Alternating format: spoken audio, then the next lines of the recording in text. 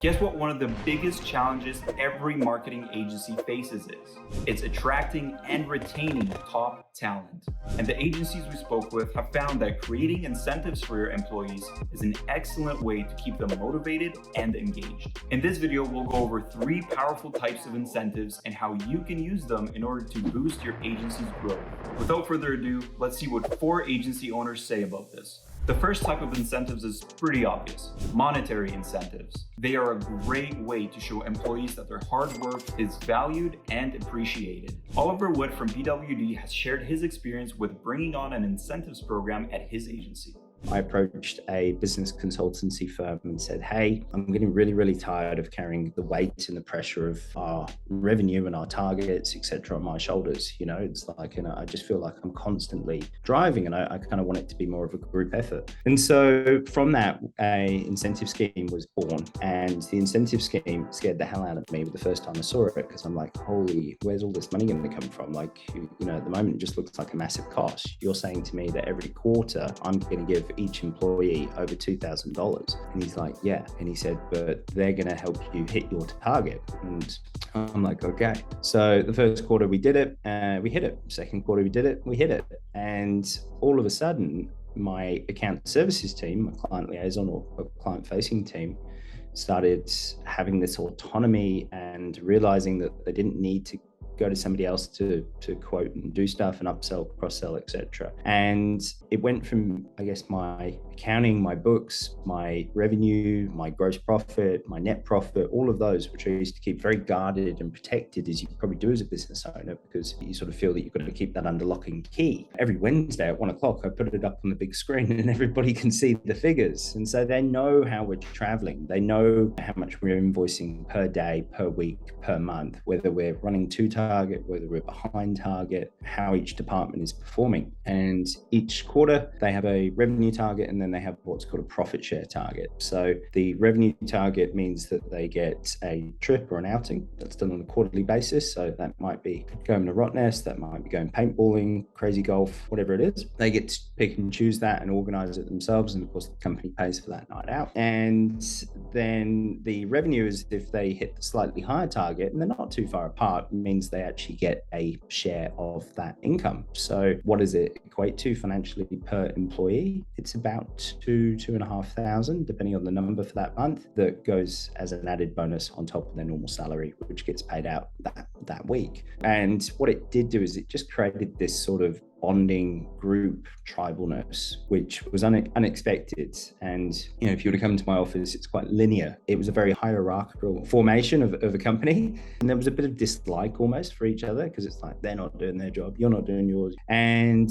once that incentive scheme went into play, a lot of that stopped. It was like, no, we're in this together. If we work together, we're going to achieve this together. We win together, we lose together. And it just transformed the mentality of the company. It's a big leap of faith, and any agency owner that's thinking of doing it, I'd highly recommend it, but you do need to have a real handle on your numbers before you go down that path. Monetary incentives can come in many forms, such as bonuses, commissions, or raises. These incentives not only recognize and reward good performance, but they also provide a tangible motivation for employees to work harder and strive for excellence. However, it's important to remember that monetary incentives should be used in conjunction with other forms of incentives to truly make an impact on employee motivation. It's crucial to recognize and reward employees for other contributions, such as leadership and living the values of the agency. The next type of incentives we'll go over is career incentives. Career incentives not only recognize the efforts of employees in leadership roles, but also inspire others to take on leadership positions within the organization. Stephen Christopher from Wit Digital has shared his story about cultivating leaders at his agency. Over the course of a couple years, found 2 people that wanted to kind of grow, and one of them said, I want to be a CEO one day. And I was like, perfect. That's exactly what I need. So over the course of a couple of years, we just continued to build them, continue to put in processes and structure and document things so that the business could run off of systems and not just run off of me or one other person. Then I promoted somebody up to COO. She did that for about a year. And then we just made the plan January 2020. She's going to be the CEO. We have somebody else stepping up into a VP role. Then January, we made her the CEO. We announced it, and I kind of took a step back, and then COVID hit, and I said, are you good to deal with all this? And she's like, yeah, let's do it. And I think we did like weekly leadership meetings. So I was still giving guidance and stuff like that. And, I would still be available to come in and do like a big sales call. And I like mindset and that type of thing. So I would still help employees with like mindset and leadership type coaching, which was just fun for me. And I wanted to do it. But for the most part, the day to day, like I would hear about things. And as long as nobody asked me to do anything about it, I would just try really hard to not stick my nose in it. Stephen has some great advice on how to cultivate leaders at your agency.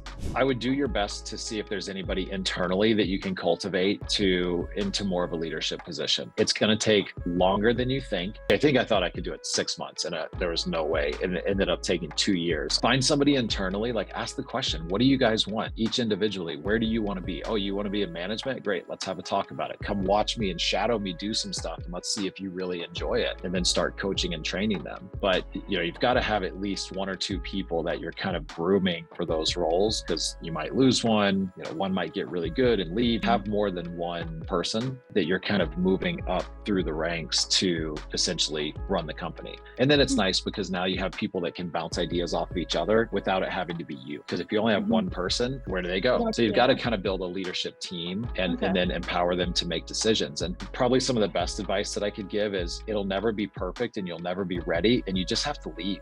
One of the things that I did in hindsight that was very smart but was very uncomfortable was I started doing these 10-day sailing trips in the Caribbean early on. And that was when I was still running most of the business. And I just told everybody, it's like, cool, I'm going to be gone 10 days. Like my phone is literally off. You guys can solve anything that comes in. Good luck. And the great part is most of them stepped up and they were able to do that. So when you remove yourself 100% from the equation and they know they have to make a decision, they'll make a decision. And, they're going to mess up just like you did, just like I did. I mean, I can't tell you how many times I messed up as a leader and a founder and the CEO and a business person and a salesperson. Like you've got to let them do the same thing. But to most owners, it's scary because we have, maybe 5, 10, 20 years of experience on somebody. So we look at a situation and say, oh, that's super easy. You just do this and this. But now you're robbing them of the ability to learn on their own and find their own leadership style, because theirs is going to be different than yours. Even if it's minor, it's going to be different. But look, if you really want to be out of your business, then you just have to get out of your business. Stop waiting, find 1 or 2 people, start training them, make sure that you have some sort of operating system, you have processes documented, and then leave. Go away for 5 days, 2 days, 3 days. Like they'll be fine, or you'll learn from it. This kind of incentive not only identifies and cultivates future leaders, but also fosters an environment for growth. When the team sees their peers being rewarded and progressing in their careers, they begin to aspire to it as well. Offering opportunities for leadership development, such as mentoring, coaching, and training, along with recognition and rewards for leadership, enhances the long-term sustainability of your marketing agency. The final type of incentives we'll discuss is value-based incentives. This kind of incentive creates an engaged team based on the power of working towards shared values. What value-based incentives do is they serve as a reminder of the importance of the agency's mission and values and attract employees that are aligned with these primary motivations. This in turn creates a sense of purpose and belonging. Lane Anderson from London Road Marketing and Michael Gasser from Squeeze Marketing have shared one of their primary motivations, which is bringing value to their local communities through their agencies. We really want to focus on the communities where local matters. They want to support local, you know each other, you're on the same boards, you go to the same chamber events, you're in the same networking event. Like it's just such a small community of, 1,000 to maybe 2,000 people, and you kind of all know each other. So I think that's where being local and have a physical office really matters. So that's the focus for us. It's just cool to support your community and help build the city you want to live in, and feels more direct, like I'm helping this person, because you deal directly with someone, and when they thrive, you see what it does to them personally and their employees.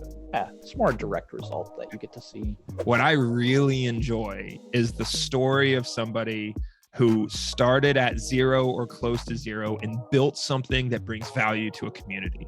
That's a cool story every single time to me. And like how it affects their own family with the income they receive from a successful business, how it affects the community, right? So long term, number one, we want to be that kind of business where we're having an actual impact on the community through hiring people, like being able to pay people enough that they can support their livelihood, build out the team, and have people who are happy to come to work. I think we've been good at doing that so far. When you put these three types of incentives together, they create a powerful growth engine for your marketing agency. However, everything starts with the clarity of vision and goals laid out by the leadership team. The goals need to be defined before you can tap into the full power of monetary, career, and value-based incentives. Did you enjoy learning from these agency owners like we did? If so, leave a like and comment down below what kind of incentives have you introduced at your agency in order to create a stronger team. If you're new to our channel, make sure to subscribe and hit that bell notification button to stay updated with our future videos. Thanks for watching, and we'll see you in the next video.